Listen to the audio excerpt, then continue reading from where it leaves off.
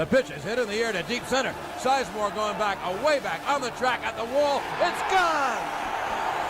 Oh, Georgie juice one. Gardner. There goes the deep right. It is high. It is far. It is gone. It's a Gardy party. He plants one in the right field seats. Gardy goes yardy from Price. Swung on and hit in the air to deep left. That ball is high. It is far. It is gone. He's homered. Derek Jeter homers.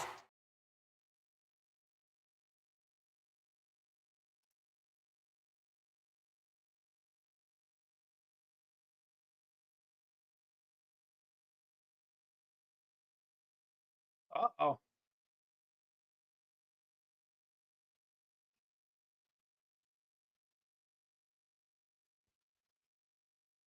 Hold on, everybody. We're having some technical difficulties. There we go. All right. Looks like we're in. Okay. All right. Welcome to the Pinstripe Plunge Report, your Wednesday night home for all things New York Yankees and the biggest stories around Major League Baseball. And we're not just rehashing box scores. We're breaking down the latest news, notes, thoughts, theories, and opinions from 161st Street and River Ave to every corner of Major League Baseball. I'm Dave. And I'm Jeremy. And don't forget, we have our mailbag section coming up later on in the show. So drop your questions in the chat, whether it's for Bronx banter, trade speculation, power rankings, hot takes, anything else. We want to hear it all.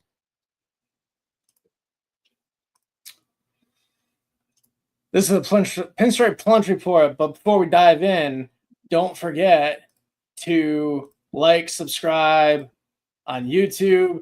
And don't forget our link tree, linktr.ee/baseball banter broadcast. Got all of our audio platforms, social media, our merch store is there. Go buy some awesome t-shirts we've designed along with some other stuff.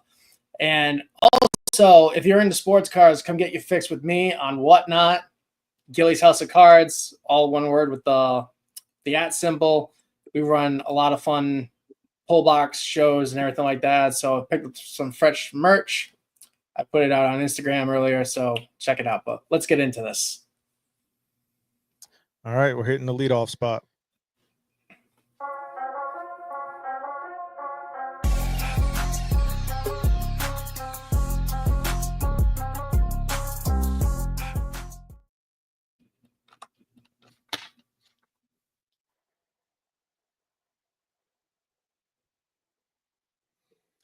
All right. So as we jump into the leadoff spot here, we're bringing up the topic because Dave texted me yesterday about this, that the bunny ball seems to be back in Major League Baseball.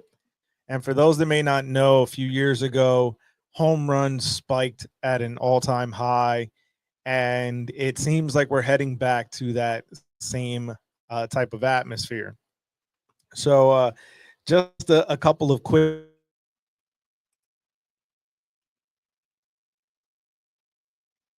Jay, we can't hear you.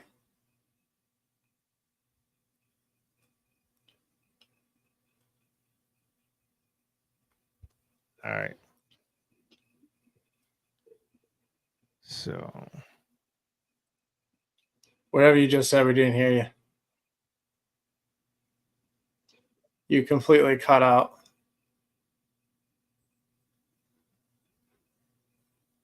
Oh, boy. Sorry, everybody. Jeremy's having some technical difficulties on his end. So we were texting yesterday. I had noticed something that was put out by DraftKings. They had a list of the top 19 hitters in Major League Baseball. Every single person on this list, with Aaron Judge being at the top, batting .411, was batting 300 or higher. I mean, these are batting averages you haven't seen since the mid to late 90s when steroids in baseball was a thing and everything like that. So that's where this whole conversation stemmed from, was me finding this graphic from DraftKings with the top 19 hitters in baseball. Jay, I don't know if you have it and can throw it up there, but this is where the conversation originated from. And I kind of was like, I wonder if double plays are down because, you just think Aaron Judge is having a tremendous season, which he is. I'm not taking that away from him at all. But then you look at everybody else on this list, and it's just like, this is a bit odd that you got 19 dudes basically within striking distance of each other, which then led me to believe, I'm like, I wonder if double plays are down. Because you remember when they brought in the deadened ball, everybody was banging into double plays left and right. I think the Yankees led the league for 2 straight years and grounded into double plays. So sorry to steal your thunder. Have to keep the show going while you got your situation fixed. So you're welcome. We'll see if it stays there. But one of the things that when you brought up the idea about ground balls and double plays being down had me looking and doing some research. So double plays across the 2025 season as of yesterday, April 29th, there was a combined 559. So I got to thinking about last year in 2024 through April 29th, so through yesterday, a year ago, there were 605 double plays. So there were 46 less double plays this year than last year. And likewise, it got me then thinking about home runs. So through April 29th of 2024, there were 885 home runs across Major League Baseball. Through April 29th of 2025, there are 932 home runs. So 47 more home runs this year than there were last year. And I found it very suspect, I guess, for lack of a better word, that there were nearly identical less double plays than there are more home runs. So I just wanted to kind of throw that out there into the ethos and see how people are feeling this year about the home run ball and whether or not the bunny ball, as I like to call it, is back in play and back in vogue in Major League Baseball. So the reason why Jeremy thinks this is because of Kyle Schwarber's first home run of the year that he says shouldn't have been a home run. I beg to differ. The thing was absolutely clobbered. Yeah, it hung up there. Yeah, Schwarber even had the reaction that it was going to get caught and just kind of edged over the fence. I didn't think anything suspicious of it until guys like Ben Rice, who, yes, has put on muscle. But if you remember back to last year, even though he was up and down between the majors and minors, went on a streak for a while and then got cold. And then all of a sudden he's bashing multi-home runs a game. And at that point, I'm kind of like, something's up. And not to take away from anyone's good season, like I said before, which I'm not trying to do, but it's definitely – so everybody that's complaining about the torpedo bats still, shut up. It's not the bats. There's something definitely going on with the baseballs. Until someone proves me otherwise, there is something going on with these baseballs. Yep, I agree. So there's that. And when you got guys that have batting averages that we haven't seen since Paul O'Neill hitting 385 in 1998, then something's definitely up. Batting averages are through the roof. Aaron Judge is playing like Ted Williams, even though he's always hit for high average and high power. But this is outer worldly what we're seeing this season from, like I said, at least 20 dudes in the league. Yeah, it's been very crazy to sit and watch and see how this is all kind of shaken out. For sure. All right. See ya. That one's driven deep to left field. There it goes. See ya. Back on the track at the wall. They've done it again. Track, wall, see ya. The bat worked. High fly ball. See ya. A grand slam for Aaron Judge. They keep on doing it. See ya. High fly ball at the wall. See ya. 3 home runs for Aaron Judge. See ya. The Yankees' 9th home run of the day. They did it again.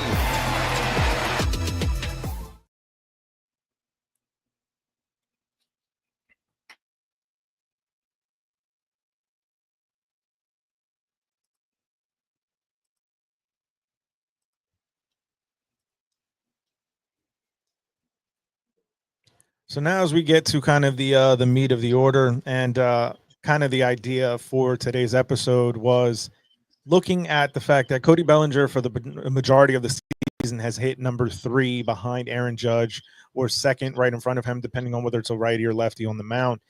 And, you know, in looking at what Cody's been doing, this hasn't been the offensive output that we've been hoping for from the guy that's supposed to protect Aaron Judge. And we saw it yesterday happen where they did drop him in the order.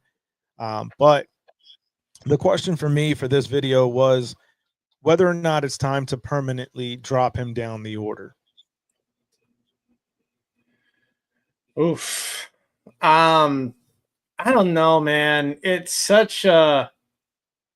I had high hopes for him, but now I'm starting to get worried. He was doing fine until those damn chicken wings he ate. He hasn't been the same since he ate those damn chicken wings. So there's that. I'm just talking trash. But yeah, I'm worried about him. He did okay yesterday. He hit a home run finally yesterday for the first time in a while. But I don't know, like, if dropping him in the order is the answer, because you don't want to. This is going to sound very Aaron Boone-like, but you don't want to kill the guy's confidence, what little he probably has left at this point. And I'm afraid that if you drop him in the batting order, it's just going to compound the issue. I don't think sitting him is the answer. Either maybe a game or two would do it, but he's got to play. He's got to play every day. They got to find a way to keep him in the lineup. Even if they rotate him between right, left, center, or first base, you got to find a way to get Belly in the lineup, because I want to see this kid stick around. Now he's chasing that big payday that Kyle Tucker, Juan Soto, and others have chased in their careers. I mean, he came off that year with LA before he went to Chicago for that very team-friendly deal, looking for $200-300 million. And with numbers the way he's producing, he's not going to get it. I'm sorry, it's just not going to happen. So he needs to get right. They need to find a way to get him right.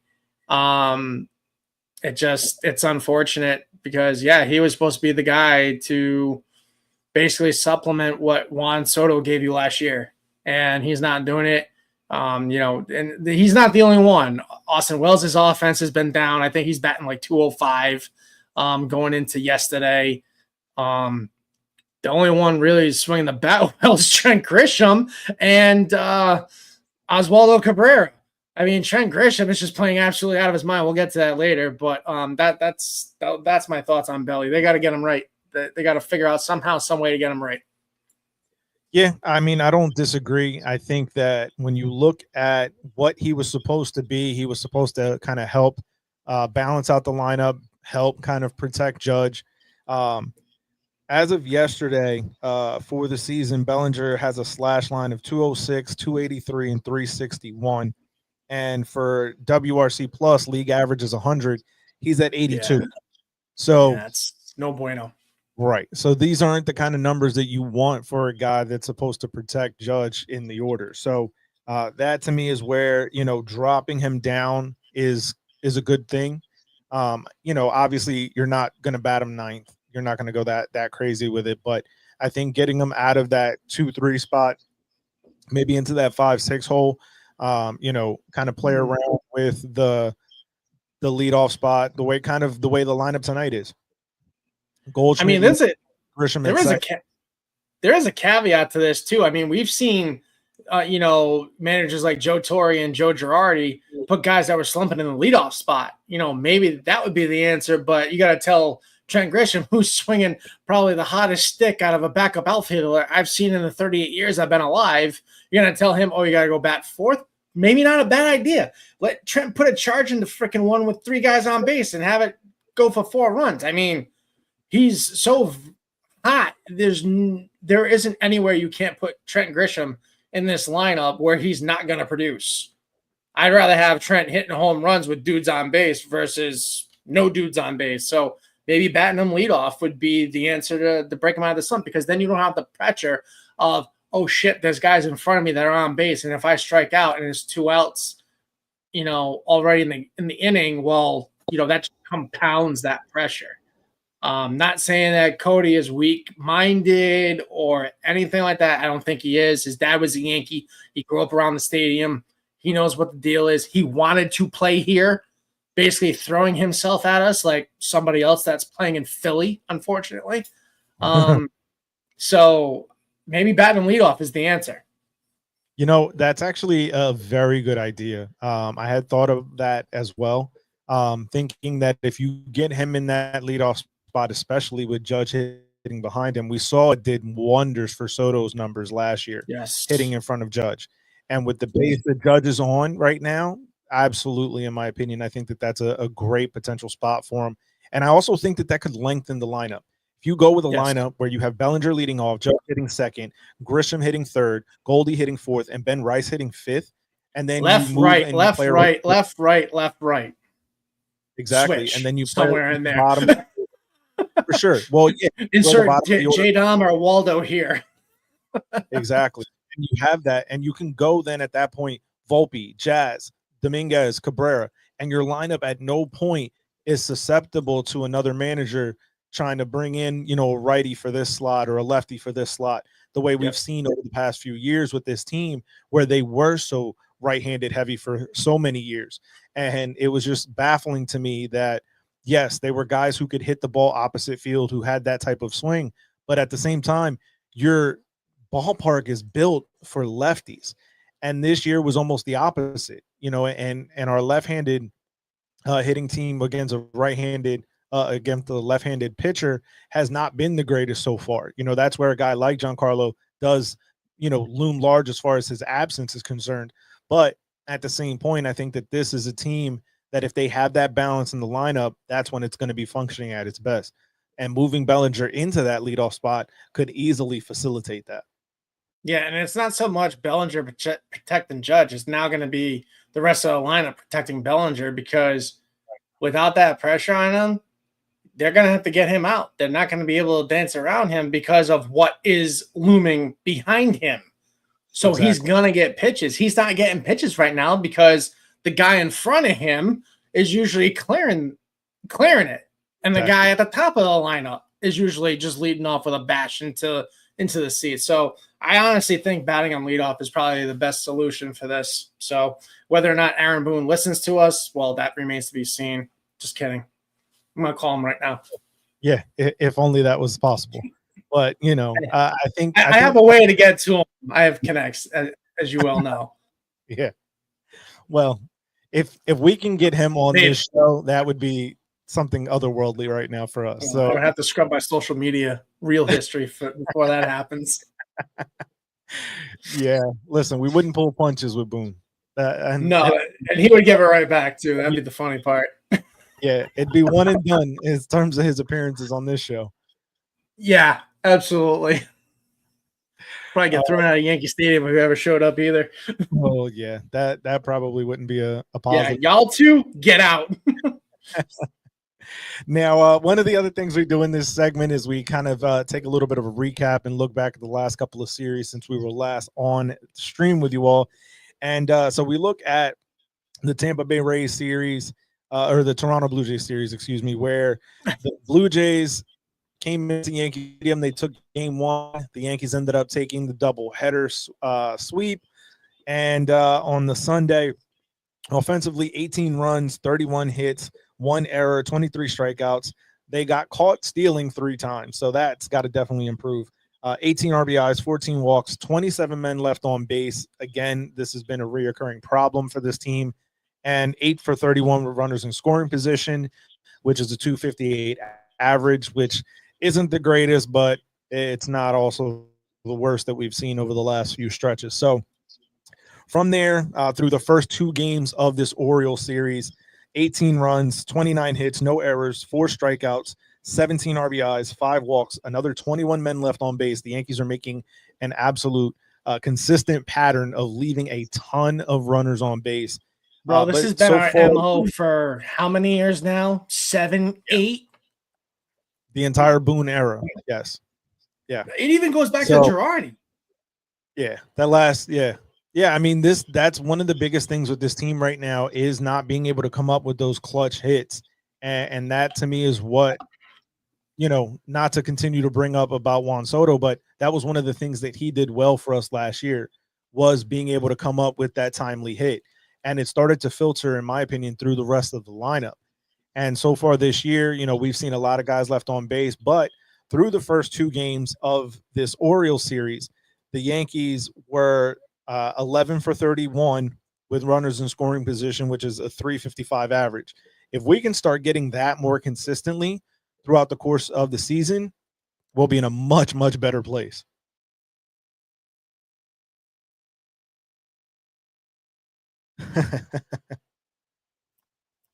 Who's this guy Juan you talk of? I've never heard of him before. Tell me about him.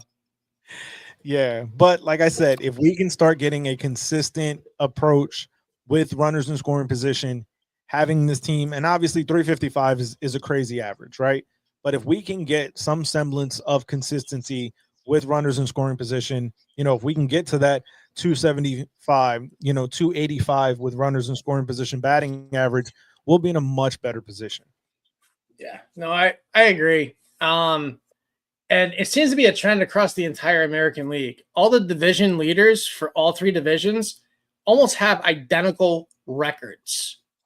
The whole American League is just like so close together. It is not even funny. If the season were to end today, it'd be a very interesting playoff at that. Oh, yeah.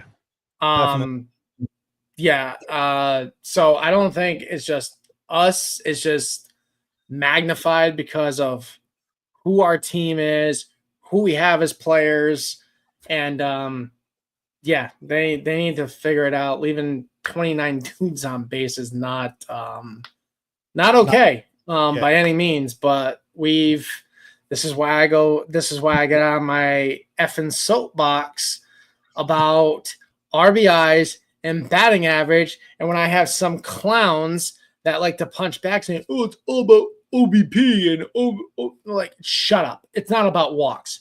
Okay. You win ball games by hitting the ball with dudes on base and driving in runs. Unless baseball has changed in the last 120 whatever years, I'll listen. But until that day happens, this is how RBIs and batting average is how you win baseball games. I do not care what analytics says. You need to drive in runs to win baseball games. End of discussion. So they're still winning games, but you're not going to plate every run across the plate. I would even love, and I might do this research the next weekend that I'm off from my regular job, as to how many guys were left on base during the 98 season. Because that team was probably the best Yankees team of our lifetime. You would probably have to go back to the 1950s and Murderers Row to find a better lineup than the 98 team. So I'd be interested to see what my research pans out. And I would venture to say that the 98 team was better than the 50s teams, and arguably bro, that's sacrilege. Row. I don't know, bro. Better than Mantle? Yeah. Better than DeMat? Come on. Around him. Joe D? Come on. But that's what I'm saying. If you look at the guys around them, right? 1 through 9, I don't know. I think it would be an interesting case study. Yeah, man, I don't know. I don't know if I'm good. You're talking, dude. I know. Murderers Row was in the 40s, right? That was Gary DiMaggio. Okay. I don't know. I mean, it was a different game. The mound wasn't even 60 feet 6 inches. It was still like 30 something feet. It was like 16s in the league, if that. No, there was. So I think there was like Babe Ruth playing with tree branches, for crying out loud.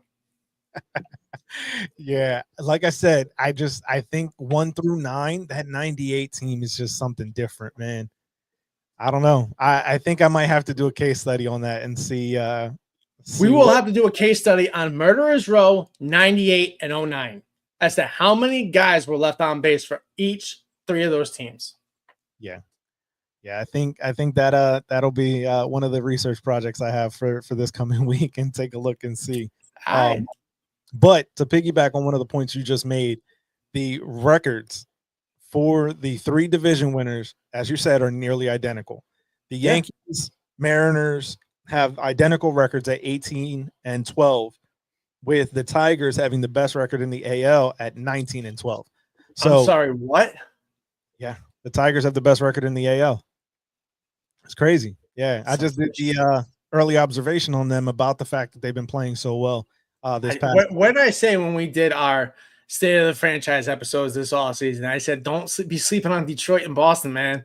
Yep. I told you, like, Detroit was going to be something to be reckoned with in that division. And, yeah. Yep. And for Boston, they're not far behind it at 17 wins and 14 losses. So they scare me. Yeah. And we haven't even played them yet. They are very much a scary team, in my opinion. 100%. So there's a ton of parity when it comes to the American League right now. A lot of teams bunched together. And like you said, if the season ended today, there'd be a very interesting playoff bracket that would be in play, without a doubt. Hell yeah. And the Yankees will swung on that. There it goes. Deep left. It is high. It is far. It is gone. It's a Judgian blast. Now the pitch is swung on. A high fly to deep right center. It's gone.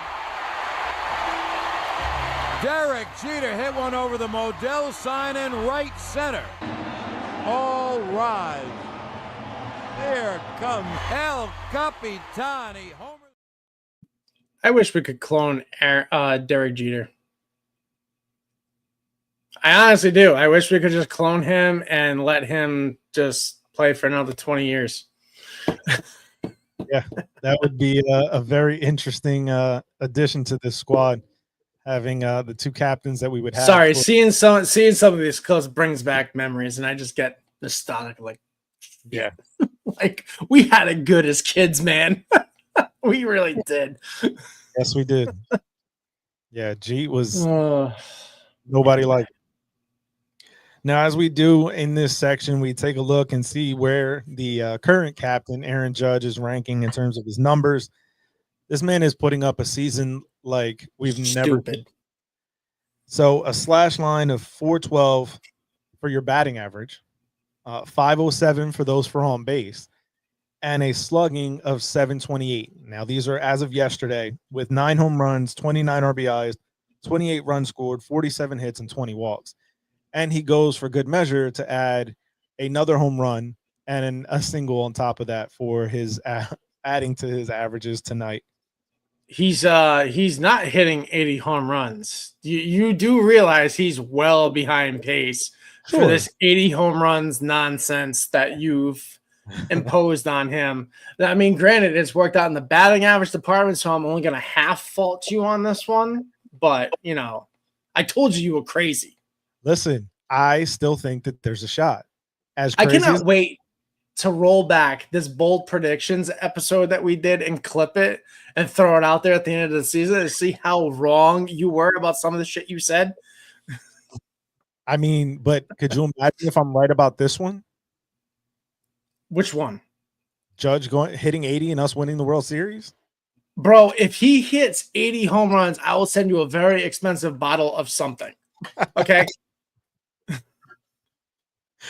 Oh, man. So, as we also do in this Captain's Corner section, we take a look at this day in Yankee history when it comes to some of the other captains and what they've done during this particular day on April 30th. Thurman Munson in 1975, batting fifth, went 2 for 4 with 2 RBIs and a double against the Baltimore Orioles. The Yankees won that game 6-4. In 1989, Don Mattingly batting third, went 1 for 1 with a run scored, walk, and his lone hit was a home run against the White Sox. The Yankees won 5-2 in that game. And on this day in 2000, Derek Jeter batting second, went 1 for 4 with 2 RBIs and a strikeout against the Toronto Blue Jays in a game which the Yankees won 7-1. So those were the captain spotlights on this day in Yankee history. Now let's get to that roll call. Can we get the roll call? Aaron Judge! Aaron Judge! Yankee baseball! Yankee baseball! how are we already here? Like, we didn't go on any kind of long rants. I feel like we shortchanged this episode. Oh, maybe it's just me. I don't know. Well, it's because usually we harp on a lot more in each section than we have today. Yeah, I know. We're slacking. We need to do better. Well, I'm sure this will be the one that prolongs this episode a little bit. Now, DJ LeMay is set to continue his rehab assignment on Friday after receiving a cortisone shot in his hip. Given the play that we've seen from the 3 third basemen that we've been playing with in Oswaldo Cabrera, Oswald Peraza, and Pablo Reyes, is DJ LeMahieu a better answer at third base for this team? Well, I know I'm usually the glass half full type of dude on this show, but I'm gonna come from a place of compassion this time around. I feel absolutely horrible for DJ. I've been pulling for him to get better, to come back and live up to that contract that he basically jumped on Brian Cashman's desk in 2020 and demanded. He's the type of guy that's a team player that you just want to see on the field. Like, you don't, and the fact that he's had this hex hanging over him with first the foot stuff and now a fucking hip injury, excuse my language, but I really just want to give this dude a hug, honestly, because in baseball terms, he's old. He's only 3 years younger than me. You know, he's 35, 36 years old. By normal person comparison, he's not an old guy. He's not even middle-aged. But yeah, when you play baseball for as long as he has, yeah, I can only imagine how his body feels. He was tearing it up in Double-A. Granted, it's Double-A, take it for what it's worth, but he was 6 for 10 after not even playing last year, after playing, 80 games the season before that, if that. Yeah, maybe a little bit more. I've been really, watching his progression through the minor leagues. I'm like, okay, maybe he's fine. And then this coming out yesterday, it was just like a gut punch. I can only imagine how he feels. Probably punching walls and shit down in Somerset. So I wish him all the best. I hope to God that this is the last time he's got to get stuck with a needle to get back. But if he does come back, hey, Pablo Reyes, nice knowing you, but see you later. Bye. Yeah, I think that comes the question. And then comes the question of, okay, well, who are you sitting out of Jazz, Peraza, and Cabrera, and how do you get these guys in the mix? Because Peraza's out of options.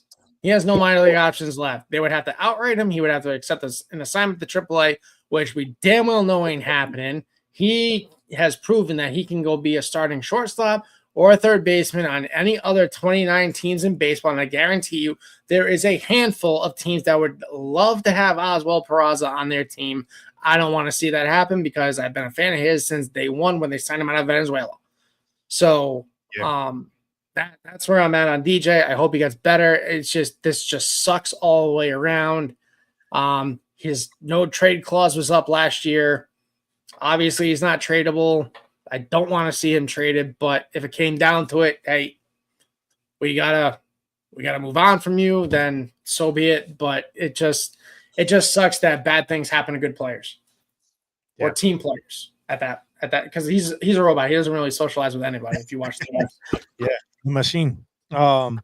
So you said 80 games last year. It wasn't even that. 67. I was close. Yeah, you were.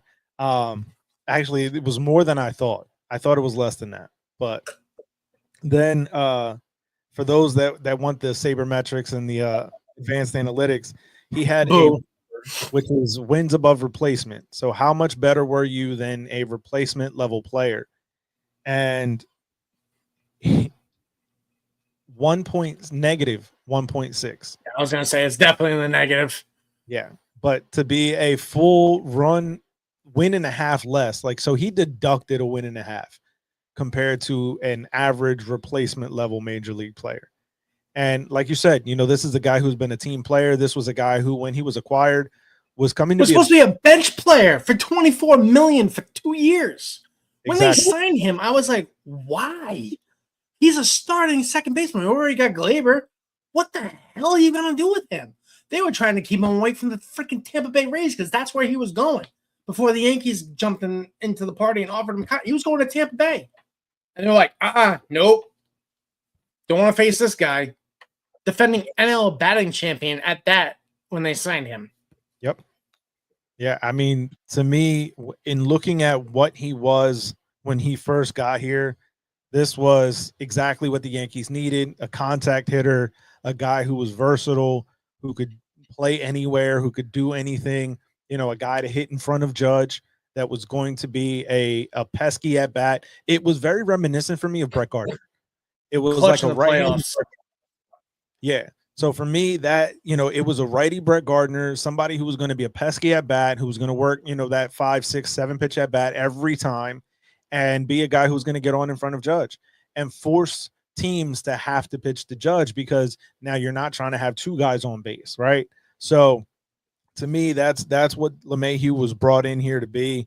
And, after those first 2 seasons, when they went through and they did that, next big deal, that to me was the end of it. I was not very excited after that, new deal. But look at what he was. Yeah. No, I mean, you can't. 2019, when that season, you could not afford to let him go. Yeah. Anywhere else, because guarantee you, Boston was going to come knocking at the time. Yeah. Everybody was going to come knocking. He won the batting title in 2019 in the American League. He was the first player, and I forget how many years, to win back-to-back batting titles in 2 different leagues. You couldn't let that walk out the door at the time. Yeah, it looks bad now, but when he signed that deal, $95 million for 6 years, $15 million a year, that's pretty freaking team friendly to keep him away from the guys that you're competing with in the division. I think for me, it was more so the length rather than. No, I get it. I wasn't excited about that either, but I mean, what are you going to do? Yeah, I think for me, that was the kind of the biggest part of it. Was if this deal had been, 15 per year, that perfectly fine. Like, I would have even gone a little higher than that, given what he was coming off of. But hearing that 6-year mark, that to me was like, man, we are going far and above where we should with this guy, even given what he had just performed. Like, and obviously you can't expect what we've gotten from him the last couple of years to have been the case, but it was that 6-year mark. It was just kind of like the red flag for me. Yeah, well, yeah, they were desperate because he didn't know what you were going to get out of Glaber, and he was the insurance policy. So there you go. Yeah, I mean, Glaber, for all his ups and downs, was fairly decent offensive player for the Yankees. Obviously, his liability was and still is his defense. The Detroit, as well as they're playing, they're going to realize that pretty quickly. What he gives you offensively, he kind of takes away at times with his defense. So having a guy like DJ was obviously, the insurance for that. But it's one of those things, man, that looking back, it's just like, if we could have done it different, obviously we would have. But and then when they also re-signed him, they didn't have a plan for first base. Luke Voit couldn't stay healthy. This was before Anthony Rizzo was traded for. So he was, for all intents, you signed him to play first base, is what you re-signed him for 6 years to do. And then certain doors opened and you were able to get Rizzo. Back then I would have done that trade again today if I had the opportunity. So when they signed him, the length wasn't ideal, but you were basically signing him to play first base because you didn't know what the hell you were getting out of Voit. So no, that's true. Yeah, I mean, and especially when that Rizzo deal was made, it was very obvious. Like, okay, well, they don't have any kind of faith really in in Luke Voigt to, one, be able to stay healthy, but two, be able to contribute at a positive level for this squad. So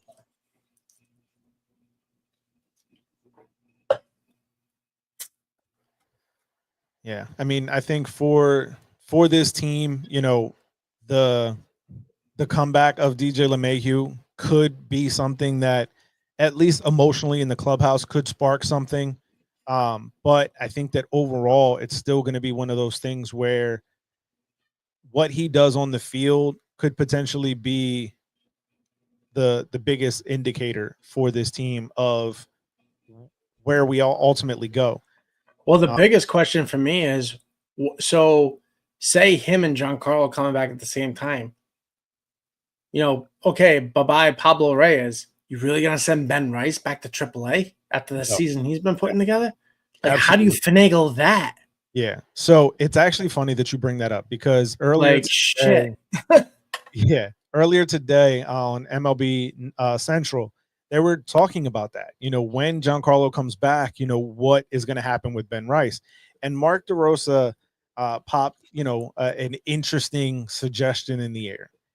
And in his suggestion, he stated about giving Ben Rice some time in the outfield and seeing if he can go catch a fly ball out. Dude, okay, stop. I get it. This man is the manager of Team USA, but he came up as a catcher, okay? He had to learn first base on the fly at the major league level, nonetheless, in the Bronx. Now it's like, you know what, kid? You've been a catcher your whole life. You just picked up first base. Yeah, you know what? Go play center field. Are we tripping or what? No. So I'm sorry, but no, sir. I disagree. Sorry. Not happening. I think for me, obviously you want to try to find somewhere to play Ben Rice when you get Giancarlo. You have too many outfield as it is. Oh, for sure. 100%. I 100% agree with that. But you think about it, like, where are they going to be able to play him, right? To be able to really put themselves in a position to be able to have the right-handed power bat that is Giancarlo, as well as the super hot bat that has been Ben Rice. In theory, yeah. Sure. Now, the old adage, as is always stated in these things, is that, these things tend to work themselves out, right? That's always what's said in these situations, right? Somebody's going to get hurt. Somebody's going to, be able to kind of play themselves out of the position, out of a job kind of thing. But for me, if all are healthy, and I think that's where the fun part of kind of micromanaging this team comes in from a fan perspective, is like, what do you do? Right? Because realistically, you need to have Ben Rice in the lineup the way that he's been playing this so far this year. Now, if he hits, a spell like we saw him have last year, where he kind of just runs out of it, and we see a prolonged stretch of, unproductive at bats and not being able to really put himself in a position to be successful, well, then he played himself out of that spot.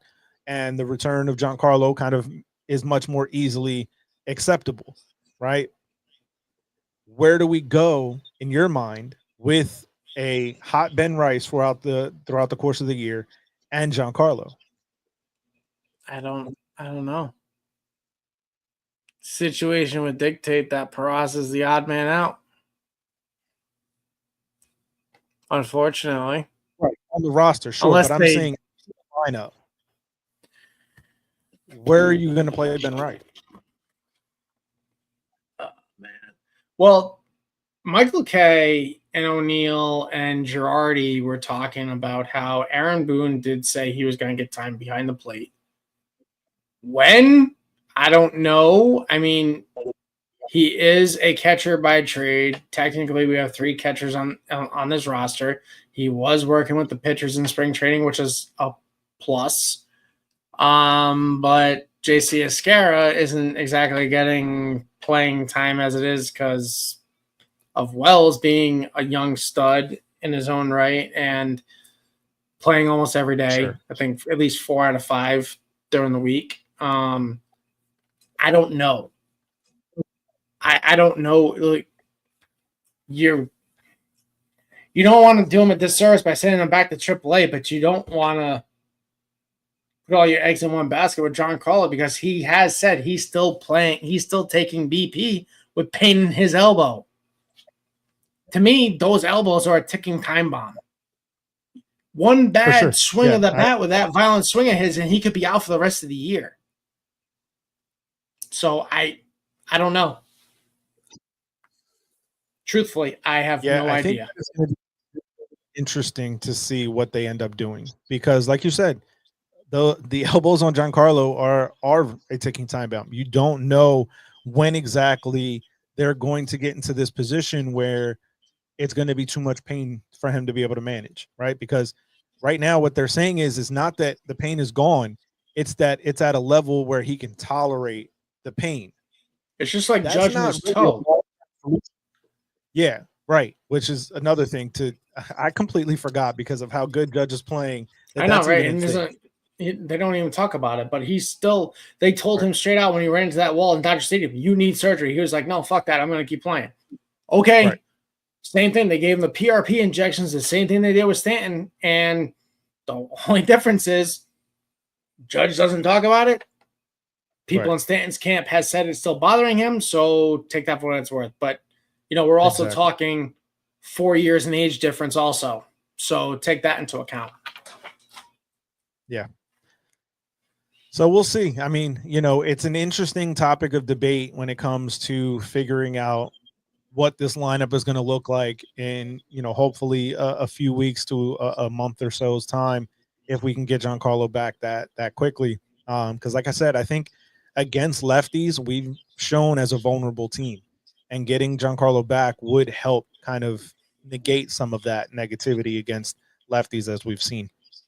So as we finish off through this roll call section, we go through our 3 up, 3 down, looking at 3 players that have been playing well, 3 that haven't, and 1 to be on the lookout for over the last week of baseball. Obviously, we start with the captain as our first up. Judge has been on an otherworldly pace, a slash line of 400, 478, and a 700 slugging percentage with 8 hits, 2 home runs, 5 runs scored, 3 RBIs, and 3 walks. Again, this was before tonight's game. So those numbers have only gone up from there, which is crazy to think about. So his season batting average is only 12 hundredths of a point off from his season average. That's just absolutely stupid. It's crazy. It's crazy. That's just stupid. Now, on the opposite side, because not all things are positive in Yankee land. Will Warren is our first down. Through his starts over the last week, a 10.80 ERA with a slash line against of 375, 444, 750. So, I mean, this is not the batting line you want against a starting pitcher. That's the batting line you want from an offensive contributor. So he's given up 4 earned runs, 2 walks, and 5 strikeouts. So one thing about as we get to the second up, this might have.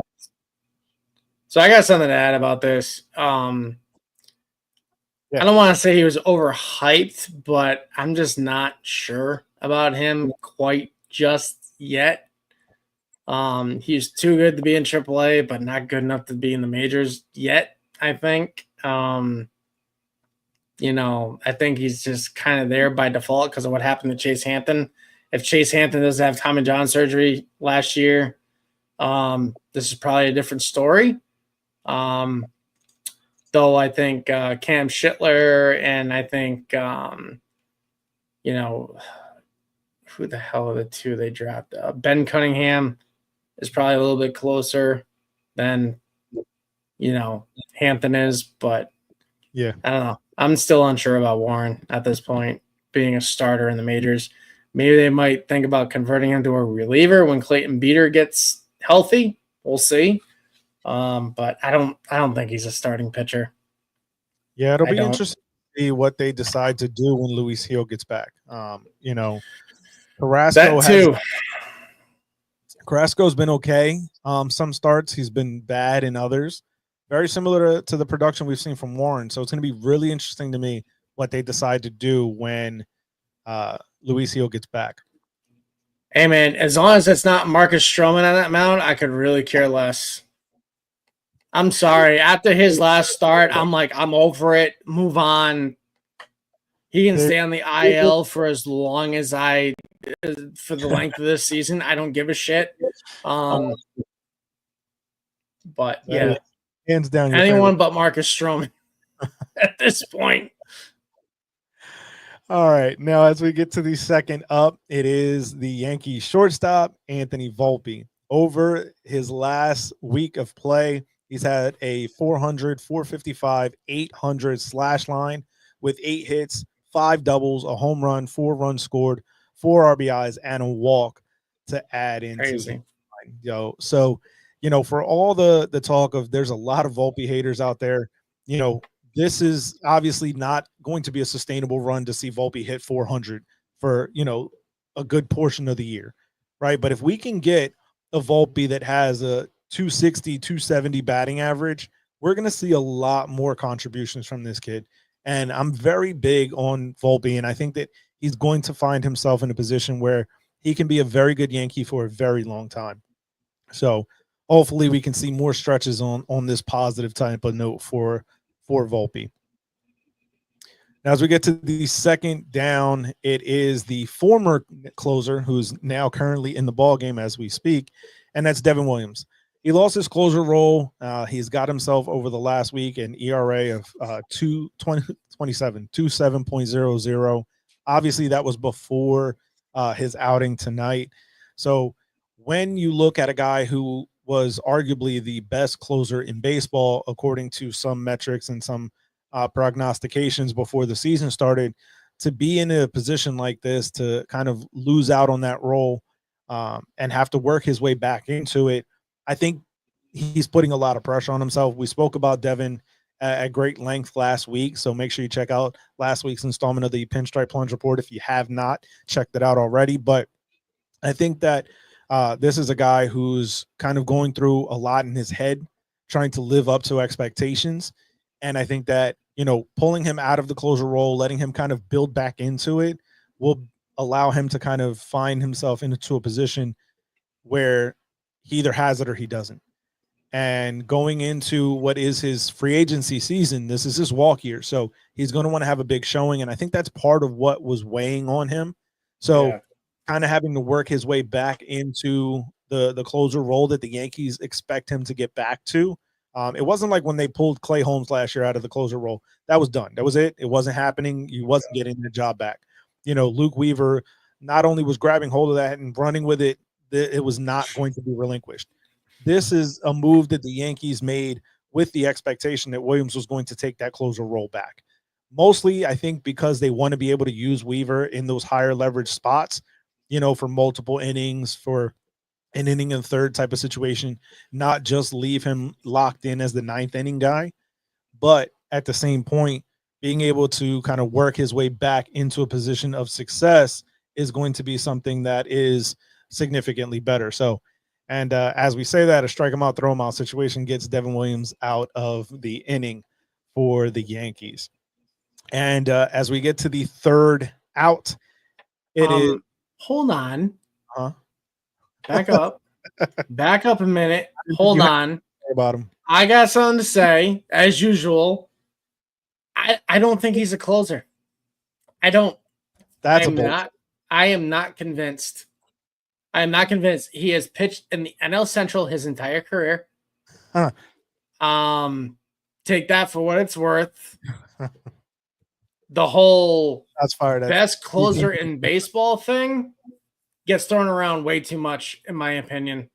I'm not saying it's easy to come to New York and do the things that Mariano did. It's kind of hard to come into New York and be a closer and look over your shoulder in the right center field and see number 42 hanging there.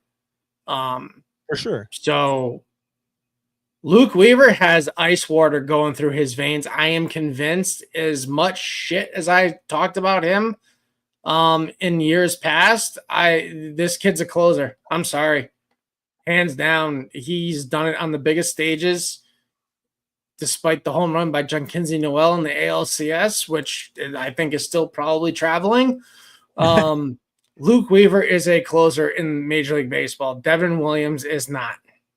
And I'm sorry, but he's in my opinion, great setup guy. Sure. Hands down. But I do not think he will be a closer for the New York Yankees. And this isn't the first time we've seen a closer taken out of that role. If you guys remember correctly, Aroldis Chapman got taken out of the closer's role by Joe Girardi for a period of time until he got his shit straight for all intents and purposes. But I would say leave Weaver as the closer the last day, especially with a guy as volatile as Williams. If you put him on this yo-yo of you're the closer, well, now you're not. Now you're the closer, now you're not. I think it's going to screw him up in the head even more than he already is. I would leave it the way it is. Yeah. Luke's been doing a great job. Leave it. Just let it ride. Just let it ride, man. Yeah, I think it'll be interesting to see what they do decide and how long Williams is without the closer role. But I do think that they put him back in that role. Now, a quick note on Junkinsey Noel. That home run that he hit against Weaver, he just recently hit his first home run since then, this past week. What? Yeah. Wow. It's crazy. Okay. Well, that's an interesting fun fact. Huh. Yeah. Now, as we get to the third up, it is JC Escara. This man we know his story, Uber driver to now finally being a major league ball player. And this past week, he hit his first home run in the major leagues.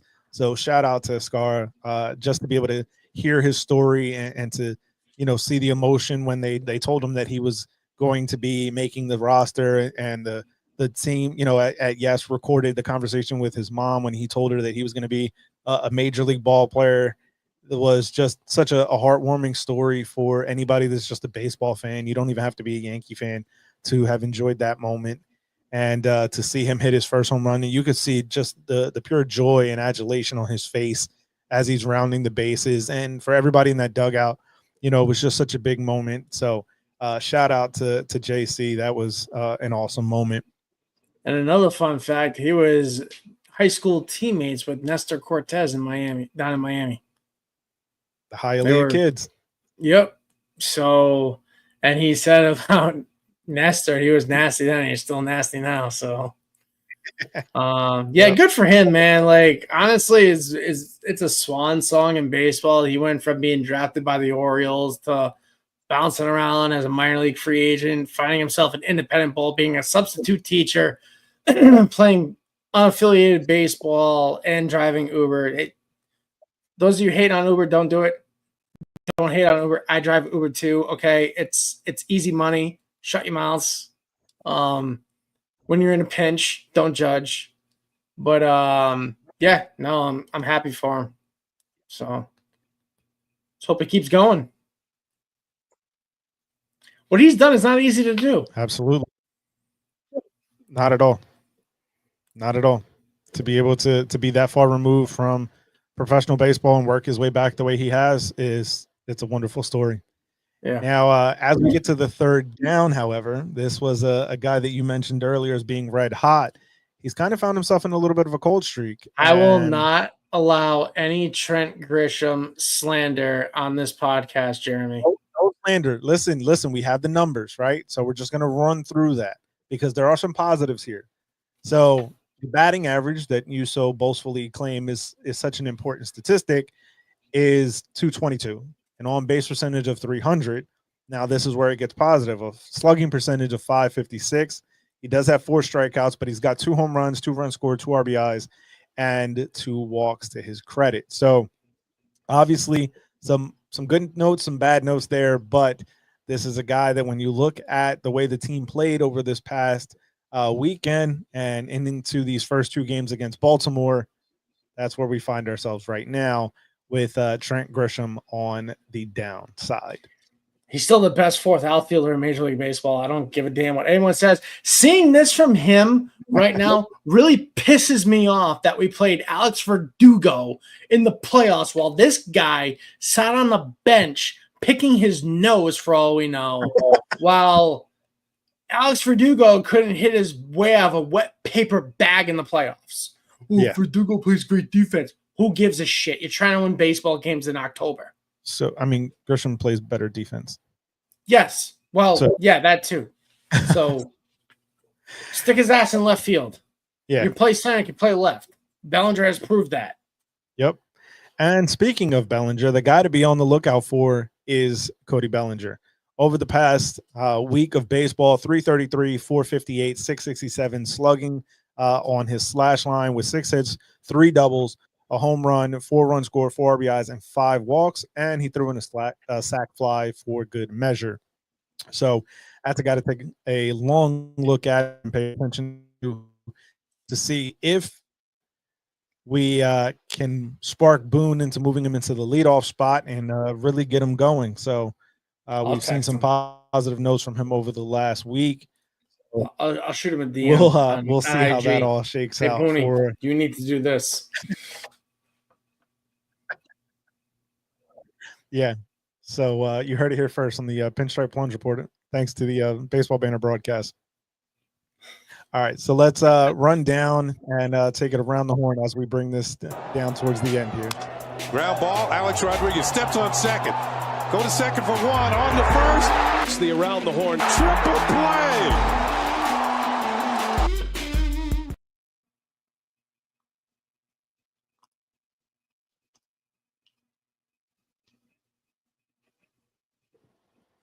All right. So now as we bring it around the horn, and you sent this to me the other day, Dave. You're muted. Nobody can hear you. So you sent this the other day, and it kind of sparked my thought process in looking at this. The Dodgers find themselves right now with an insane on the injured list. So now Shohei Ohtani is not on the injured list, but he's not pitching, right? So Ohtani, Blake Snell, Tyler Glasnow, Clayton Kershaw, Tony Gosselin just came off the IL today to start for them. Gavin Stone, Emmett Sheehan, River Ryan, Blake Trinan, Michael Kopech, Brusdar Graterol, Kyle Hurt, Michael Grove, and Edgardo Henriquez. That's a lot of arms. You got 2 major league starting rotations on the IL and half a bullpen. Yeah. It's just insane. Like, I'm not crying about it because it's the Dodgers and F them as far as I'm concerned. On this list, 13 pitchers. Yeah. IL, and that's because Tony Gosselin came off the IL today. Otherwise, there would be a full 7-man starting rotation, a full pitching staff, as you said, on the IL. It's absolutely insane to me. And yet the Dodgers keep winning ball games. So let's be real. Like, they really, like, we were talking about this offline the other day.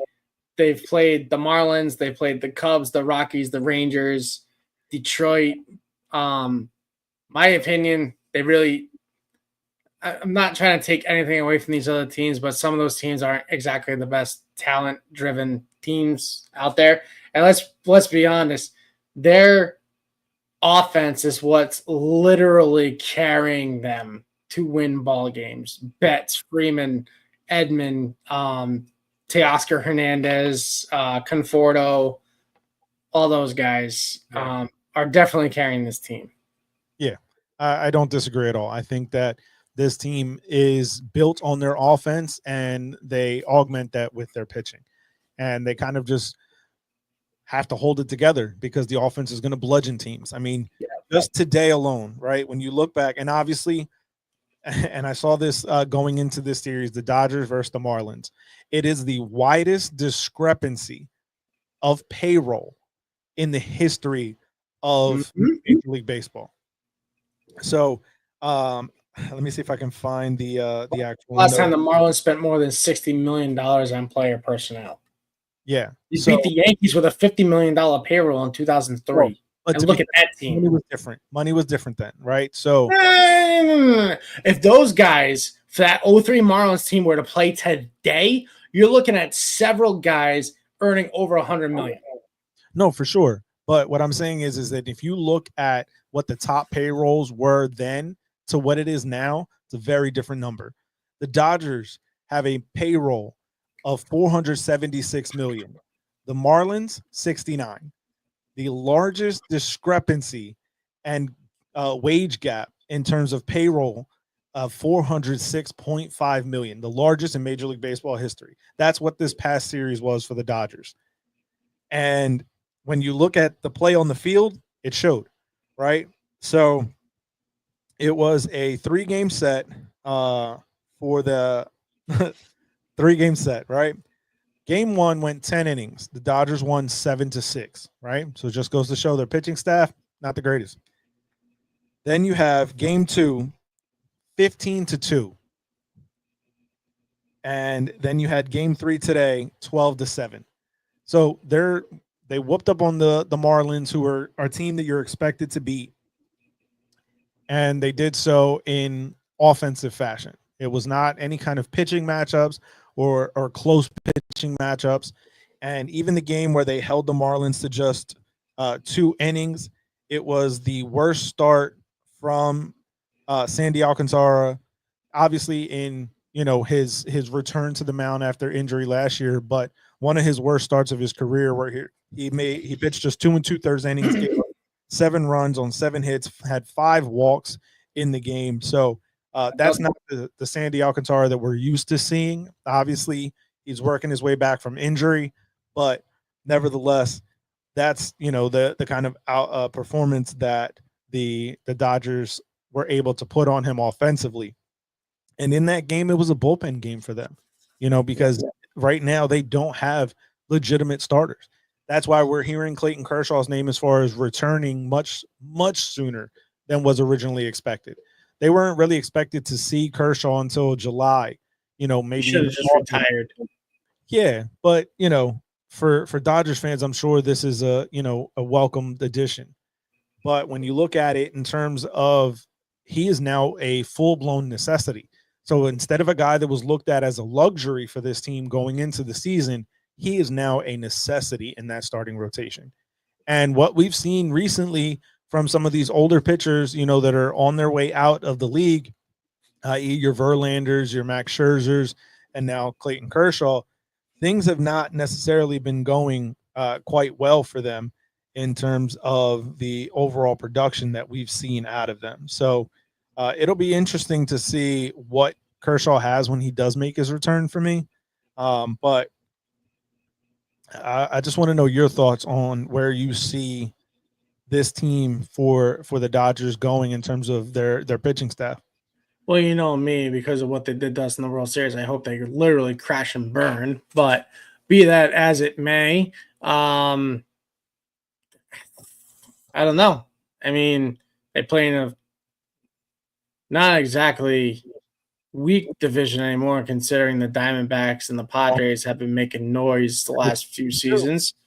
But it's the Dodgers. They always find a way to win a game. Doesn't matter where or who it is. But, Kershaw being a luxury, I think he should have retired. Honestly. You got 2 World Series rings. Couple Cy Youngs. What do you got left to prove, man? Your back is all jacked up. You're 37 years old. Call it a career, honestly. And, shout out to Dustin May for getting out of the witness protection program finally and getting back on a Major League mound. Congratulations. Happy for you, my Carrot Top. So, yeah, I mean, this is a Dodgers problem. Like I said, I hope they crash and burn. Honestly, because our only claim to MLB history is we are the last team to win back-to-back World Series championships. And so help me God, if that is ever taken away from us, I will be very pissed off. on top of Justin Verlander breaking Andy Pettis' post-game winning record, which probably won't happen anymore now he's playing in San Fran. But who knows what the trade deadline holds? The Astros might trade for him again at the deadline. Who the hell knows? I would hope so, because the Astros have not looked as good as they have been in the past. So good. Screw them too. Anyway, moving on. Yeah, I don't care about the Dodgers. It's their problem. They're freaks of nature that they have an entire pitching staff on the IL and they still find a way to beat teams into submission. But I'm also not surprised because, like I said, who they've played beginning of the year, yeah, there's been some tough teams, but overall it's been light work compared to what's out there. They still have yet to play an American League team, I believe, besides the Rangers. they played the Tigers. But besides those two. They fought the Tigers the opening weekend.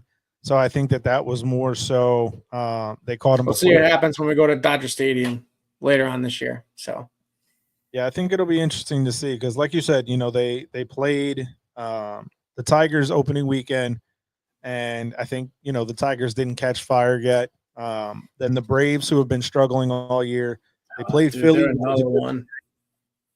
Yeah, they played Philly, which was a good series. The Nationals, which is a rebuilding team that has some young guys that are just kind of learning how to do well in this league. The Cubs. They caught them at a good time for the Dodgers anyway, because I think the Cubs right now would have been a better team than the Dodgers. They whooped up on the Colorado Rockies as expected, and then they played against the Rangers, who's a scuffling team right now, and then the Pirates and now the Marlins. So obviously there was some easy landing spots there. But you still got to go out and win those games, and that's been one of the things that has kind of plagued our team over the last few years. Yes, kind of playing down to competition as opposed to beating up on weaker competition. It's not even playing down to them; it's just expecting them to show up and just roll over and die. I'm so sick of that mentality. Yeah, I'm so sick of it.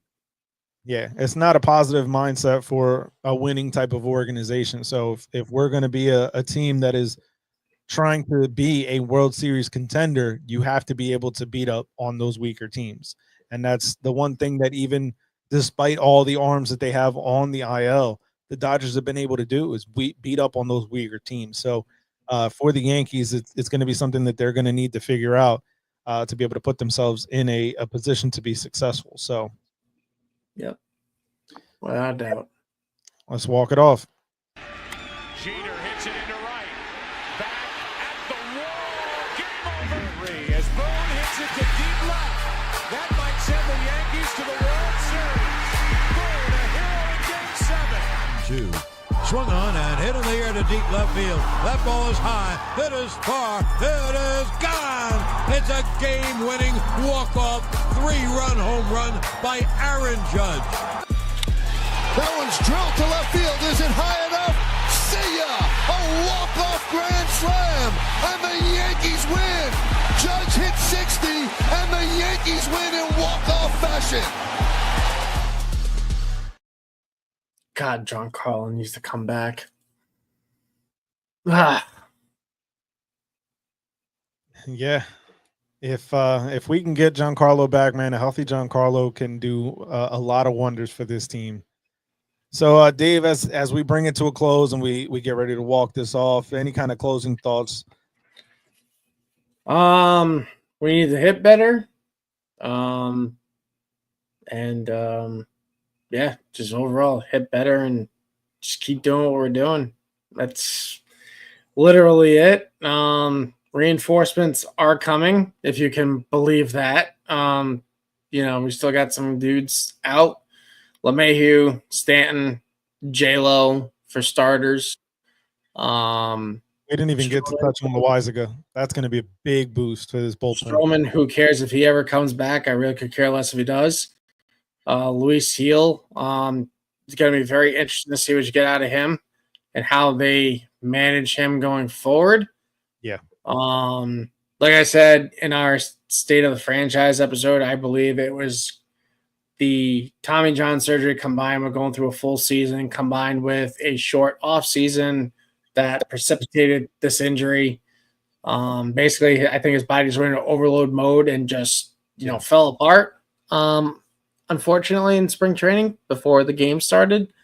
So I could definitely see them, skipping starts with him, going down the stretch to limit his innings. But yeah, just get runners across the plate. We're losing right now with 2 men on, and it is 5-4 in the bottom of the 8th against the Orioles. Definitely not a team you want to lose to, given the fact that they're scuffling this year after just beating the hell out of them last night. I think it was like 18-2 when I fell asleep. But yeah. Yep. I mean, we should have saved some of those runs from yesterday for today. No shit. But yeah, as we bring it to a close, we want to thank you guys for joining us here on the stream. As we always say each and every single time, we here love to have you and we love to hear from you. But the best way for us to be able to do that is when you hit the subscribe button on this channel. It does help us continue to grow and build this baseball community. One of the biggest things that YouTube does is that it wants to see the interaction with the fan base. So being able to have you guys hit that subscribe button, the like button, and the bell for post notifications will tremendously help us continue to do that. As well as when you hit the description below, it has our Linktree link that has all the pertinence to our merchandise store, our sponsor links, our social platforms, and our audio platforms. And one of these special things that we have is Dave and his channel on Whatnot. So take it away, Gilly. So I started flipping sports cards last March. It's been pretty lucrative. It's been a lot of fun as well. We have a lot of fun on my stream. So I do what's called a pull box show. But so basically it's a box of cards, all like autographed, numbered, and all that crazy stuff that all you kids are looking for these days. I don't know why. Back in my day, it was just really cool cardboard and ink, but, be that as it may, we have a lot of fun. You guys chase my graded cards that are worth a lot more than what comes out of the box. But anyway, someone walks away with a winner, no matter if you're pulling stuff out of the box or winning a chaser, which is a graded card from either PSA or SGC. So if you're watching on YouTube, scan that link. It will bring you to my Whatnot profile. Give me a follow there. Share with your friends. Like I said, we have a lot of fun. Been doing this since last November. Trying to put a swimming pool in my backyard by 2027. So that's pretty much what spearheaded this whole thing. And I need a job when I retire from the military in 12 years. So this is what I've chosen to do. All I want to do is podcast and sell sports cards. So I don't think I'm asking too much. So show your boy some love. Get at me on Whatnot. Come hang out on one of my streams. Buy some stuff. And also our merch store is just not t-shirts. Okay. There are whiskey glasses. There's Bluetooth speakers. There's comforters. There's everything, man. So go check it out. Jeremy's designed some amazing t-shirts before I even knew him that never saw the light of day. Trying to get this stuff pushed out, trying to get everything to trying to get this production to basically pay for itself to bring you a bigger and better and badder experience. So there's a chance that we will be at Yankee Stadium in September timeframe ish. So we're trying to get Patreon off the ground and having some special guests and stuff. So that all is still in the works. So bear with us. But yeah, you guys supporting us is definitely gonna help move this thing to the next level. So that's all I got. So we thank you for joining us. As always, make sure you hit that subscribe if you haven't already. And we will catch you guys next week for the latest installment of the Pinstripe Plunge Report exclusively here on the Baseball Banter Broadcast. Peace.